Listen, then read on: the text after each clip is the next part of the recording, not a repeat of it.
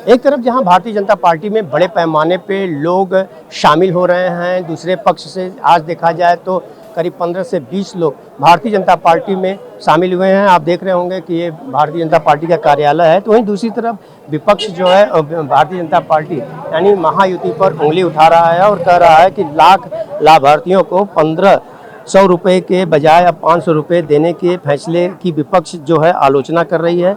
वहीं कांग्रेस और शिवसेना उद्धव ने मुख्यमंत्री देवेंद्र फडणवीस पर निशाना साधते हुए कहा है कि विधानसभा चुनाव के बाद राज्य की लाडली बहन योजना में 2100 रुपये देने का वादा किया गया था, लेकिन अब पहले मिलने वाली राशि में भी कटौती की जा रही है। और इस पर राज्य की महिला व बाल कल्याण मंत्री अदिति तटकरे ने कहा है कि शासनादेश के अनुसार किसी भी सरकारी योजना का लाभ न लेने वाली पात्र महिलाओं को ही ये लाडली बहन योजना के तहत 1500 रुपये दिए जाएंगे और अन्य सरकारी योजनाओं में 1500 रुपये से कम पाने वाली महिलाओं को लाडली बहन योजना के तहत बाकी रकम दी जाएगी। कांग्रेस के वरिष्ठ नेता नाना पटोले की बात करें तो उन्होंने कहा कि राज्य कंगाल सरकार के लाडली बहन योजना को धोखा दिया है और अब उनके वोट के कीमत 500 रुपये रह गई है।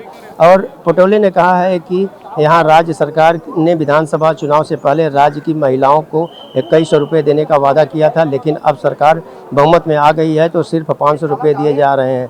यह राज्य की लाडली बहन योजना विश्वासघात की तरह है। और उद्धव के सांसद एवं प्रवक्ता संजय राउत ने कहा है कि राज्य की स्थिति बेहद गंभीर है। कर्मचारियों का वेतन देने के लिए भी सरकार के पास पैसे नहीं है। यही कारण है कि बड़ी बड़ी बातें करने वाली देवेंद्र फडणवीस सरकार की 3 महीने में ही पोल खुल गई है।